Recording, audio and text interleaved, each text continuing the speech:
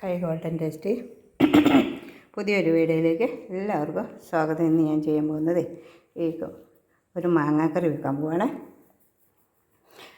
അപ്പോൾ എല്ലാവരും ചോദിച്ചു ആൻറ്റിയുടെ കുക്കിംഗ് നിർത്തിയെന്ന്. അപ്പം നാടൻ കുക്കിങ്ങിനോട് താല്പര്യമുള്ളവരുള്ളത് കൊണ്ടിട്ടാണ്.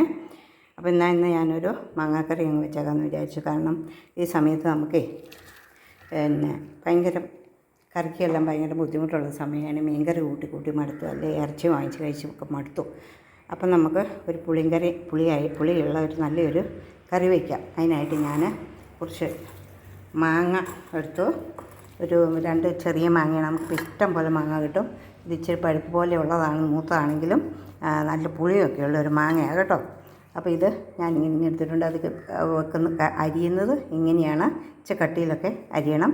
പിന്നെ ഞാൻ അതിനായിട്ട് എടുത്തിരിക്കുന്നത് ഒരു പിടി കുഞ്ഞുള്ളിയാണ് ഈ കറിക്ക് ഏറ്റവും ടേസ്റ്റ്. പിന്നെ നോക്കുമ്പോൾ ഇത് മുഴുവൻ ഞുള്ളി പൊളിക്കാൻ പറ്റുന്നില്ല, അതുകൊണ്ട് ഞാൻ കുറച്ച് അതെടുത്തു.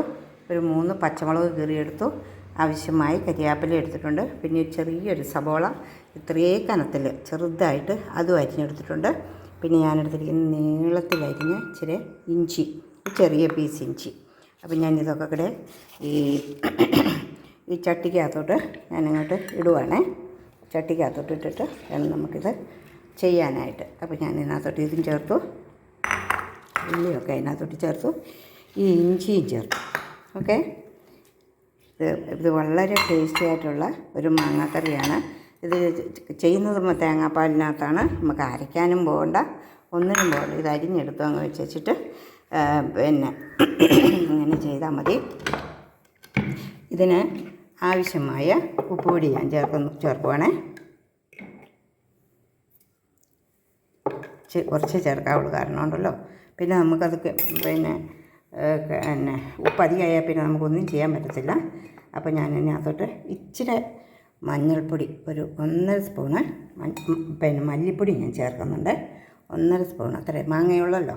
അതുകൊണ്ടാണ് നമ്മുടെ സാധനത്തിൻ്റെ വലിപ്പം അനുസരിച്ച്, അതായത് നമ്മൾ എന്തോരം മാങ്ങ ചേർക്കുന്നുണ്ടോ അതനുസരിച്ചിട്ട് നമ്മൾ പിന്നെ മസാലക്കൂട്ടുകളൊക്കെ ചേർക്കണം. മസാല എന്ന് പറഞ്ഞാൽ ഇതൊക്കെ ഒരു 1/2 സ്പൂണ് മുളക് പൊടി, കാരണം പച്ചമുളക് ഞാൻ എടുത്തിട്ടുണ്ട്, അതുകൊണ്ടാണ്. പിന്നെ നമ്മുടെ കറിക്ക് നല്ല കളറ് വേണം, മഞ്ഞ കളറ് വേണം. അതിനായിട്ട് ഞാൻ 1 ടീസ്പൂണ് മല്ലിപ്പൊടിയും കൂടി ചേർത്തു. പിന്നെ ഞാൻ ഇത് ചേർക്കാൻ പോകുന്നത് എന്നാന്ന് ചോദിച്ചു കഴിഞ്ഞാൽ ഒരു 2 സ്പൂണ് വെളിച്ചെണ്ണ. ഇതുണ്ടോ, ഏകദേശം കണക്കറിയാവുന്നതുകൊണ്ടാണ് ഞാൻ അളക്കാത്തത്. 2 സ്പൂണ് വെളിച്ചെണ്ണയും ചേർത്തു. 1 സ്പൂണ് വിനാഗിരിയും ചേർക്കും കേട്ടോ. 1 സ്പൂണ് വിനാഗിരിയും ചേർത്ത്. വിനാഗിരി ഇതിനൊരു നല്ല ടേസ്റ്റാണ് എന്ന് വിചാരിച്ച്, ഇപ്പം മാങ്ങയ്ക്ക് പുളി കുറവാണെങ്കിൽ നമുക്ക് ഇച്ചിരി കൂടിയൊക്കെ ഈ വിനാഗിരി നമുക്ക് ചേർക്കാം. ഇതിപ്പോൾ നല്ല പുളിയുണ്ട് എൻ്റെ മാങ്ങയ്ക്ക്. പുളിയില്ലാത്ത മാങ്ങയാണെന്നെങ്കിൽ അങ്ങനെയൊക്കെ ചേർക്കുക. എന്നിട്ട് ഇതിനെ മുളക് ഞാൻ ഇട്ടില്ല കേട്ടോ. അതങ്ങോട്ട് മുളകും മാങ്ങയും ഞാൻ അതിനകത്ത് ചേർക്കാൻ ഇച്ചിരി താമസിക്കും. കാരണം ഞാൻ പിന്നെ ഇത് അലിഞ്ഞു പോകരുത്. മാങ്ങായായാലും കൊള്ളാം, മുളകായാലും കൊള്ളാം. ഇതിങ്ങനെ നല്ലപോലെ നമ്മളൊന്ന് തിരിഞ്ഞെടുക്കുകയാണ് ചെയ്യുന്നത്. ഞാൻ ആ പച്ചമുളകും മാങ്ങയും കൂടി ഒന്നുകൂടെ ചേർത്തു.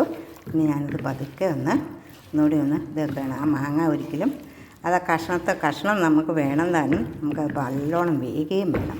അപ്പോൾ ഇതിങ്ങനെ ഞാനൊന്ന് പതുക്കെ അതും തിരുമ്മി അതിന് നല്ലപോലെ മാങ്ങായുടെ പിന്നെ ഇതിൻ്റെ അരപ്പും പുളിയും ഒക്കെ നല്ലതായിട്ടൊന്ന് പിടിക്കാൻ ഈ മിക്സർ ഞാനൊരു 10 മിനിറ്റ് നേരം ഇവിടെ വെക്കുവാണ്. ഇനി വേണം തേങ്ങാപ്പാൽ പിഴിയാൻ. ഓക്കെ, പിന്നെയുണ്ടല്ലോ നമ്മുടെ കർക്കിടക മാസം കാലത്തല്ലേ, കർക്കിടക മാസം ചിങ്ങമായി നമുക്കപ്പോൾ ഒരു വെറൈറ്റി കറി അത്രയും ഞാൻ ആഗ്രഹിക്കുന്നു. പിന്നെ നല്ല ടേസ്റ്റുമാണ്, ചോറ് കഴിക്കാനൊക്കെ ഒരുപാട് നല്ല ടേസ്റ്റുള്ളതാണ്.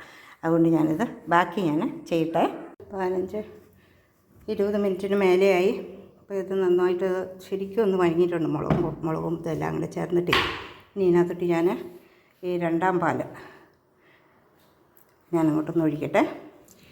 ഞാനത് 1ാം പാൽ ഒഴിച്ച് ശരിക്കും മിക്സ് ചെയ്ത് അടുപ്പേ വെച്ചു. ഇനി ഇതങ്ങോട്ട് നന്നായിട്ടൊന്ന് വേകട്ടെ. ഒത്തിരി തീ കൊടുത്ത് വേവിക്കണ്ട, കുറേശ്ശെ തീ കൊടുത്താൽ മതി. ഞാനിപ്പോൾ കുറച്ച് തീ കൊടുക്കുന്നുള്ളൂ. മാറ്റിയിരുന്ന് പതുക്കെ തിളയ്ക്കണം. പതുക്കെ തിളച്ച് അത് വേകണം. ഓക്കെ. പിന്നെ നമ്മുടെ കറി പാകത്തിന് വെന്ത് മാങ്ങയൊന്നും ഉടയായതുകൊണ്ട് ഇതാണ് മാങ്ങ കഷ്ണം ഉടയാതെ നല്ല സൂപ്പറായി. ഇനി ഞാൻ ഇതിനകത്തോട്ട് ഒന്നാം പാൽ ഒഴിക്കും കേട്ടോ. ഈ ഒന്നാം പാൽ ഒഴിക്കുമ്പോൾ ഒരു പ്രത്യേകതയുണ്ട്. ഒട്ടും തന്നെ തീ പാടില്ല. പിന്നെ രണ്ടാമത് തിക വരുന്ന പാടെ അത് വാങ്ങി വെക്കണം. അല്ലെങ്കിൽ അതിനൊരു പിരിച്ചിൽ വരും. അത് അങ്ങനെ അങ്ങ് വാങ്ങിക്കഴിഞ്ഞാൽ അതിനൊരു പ്രത്യേക ടേസ്റ്റാണ്. അതാണ്. അപ്പോൾ ഇത് ഞാൻ പയ്യൊന്ന് തിളയ്ക്കട്ടെ. തിളച്ച് കഴിയുമ്പോഴത്തേക്കും നമുക്ക് അതിനകത്തോട്ട് ഇച്ചിരി പിന്നെ കടുകില്ല ഉള്ളി താളിച്ചൊഴിക്കുക ഞാൻ ചെയ്യുന്നത് കേട്ടോ. പയ്യെ തിളയ്ക്കുമ്പോൾ ഞാനതങ്ങോട്ട് വാങ്ങും. തിളയ്ക്കാൻ തുടങ്ങി. ഞാൻ ആ ടേസ്റ്റുകളെല്ലാം കൂടി ഒന്ന് ഏകോപിപ്പിക്കാൻ വേണ്ടിയിട്ട് ഞാനൊരു നുള്ളു പെരിഞ്ചീരകം പൊടിച്ചത് ഉണ്ടായിരുന്നു. അതുകൂടി ഞാൻ ചേർത്ത്. അധികം ചേർക്കരുത്, കുറച്ച് ചേർക്കാം. അപ്പം ഞാൻ എല്ലാം ഇതിനകത്ത് ചേർത്തു. ഇനി ഞാൻ ചെയ്യാൻ പോകുന്നത് താളിക്കാൻ വേണ്ടി ഞാൻ ഇതാണ് എടുത്തിരിക്കുന്നത്. ഇതിനകത്ത് ഉള്ളിയുണ്ട്, കറിവേപ്പിലയുണ്ട്, 2 പത്തളമുളകുണ്ട്. അതോട് ഒടിച്ച് ഞാൻ അതിനകത്തോട്ട് ചേർത്തു. ഇന്ന് കടുക് ഉപയോഗിക്കുന്നില്ല. ഓക്കെ.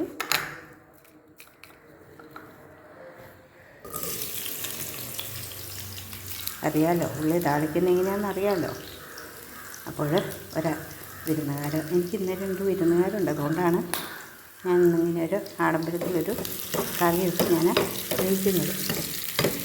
വേറെ 2 കൂട്ടം കറിയും കൂടെ വേണമല്ലോ. മാത്രം പോലെ വേണിപ്പിക്കുന്നത് മാത്രമേ ഉള്ളൂ. വളരെ ടേസ്റ്റിയാണ്. അതിൻ്റെ സ്മെല്ല് തന്നെ നമുക്ക് അടിപൊളി ടേസ്റ്റിയുള്ളൊരു മാങ്ങാക്കറിയാണ്. എല്ലാവരും ഇതൊന്ന് ട്രൈ ചെയ്യുക. ഒത്തിരി നല്ലതാണ് കേട്ടോ. അപ്പോൾ ഇതൊന്ന് നോക്കട്ടെ. റെഡിയാക്കി കടുക് ഇട്ടിട്ടില്ല. നല്ല ഭംഗിയായിട്ട് ഇത് ഞാൻ ചെയ്ത് വെച്ചിട്ടുണ്ട്. ഇനി ട്രൈ ചെയ്യുക. എന്നിട്ട് കഴിച്ചതിന് ശേഷം എന്നെ ഒന്ന് വിവരം അറിയണേ. ഓക്കെ. ഇനി നമുക്കിതൊന്ന് ട്രൈ ചെയ്യുക. മാങ്ങ വരുന്ന പോലെ അപ്പോൾ ഞാൻ പറഞ്ഞ കാര്യങ്ങളൊക്കെ വളരെ ഭംഗിയായിട്ട് ആർക്ക് വെച്ച് കൊടുത്താലും നമുക്കൊരു ഷെയ്ക്ക് ഉറപ്പാണ് കേട്ടോ. എല്ലാം പാകത്തിനാക്കി നമുക്ക്. ഓക്കെ. ബൈ. സബ്സ്ക്രൈബും കമൻസും ഒക്കെ തന്ന് ഹെൽപ്പ് ചെയ്യണേ. ഓക്കെ. ബൈ.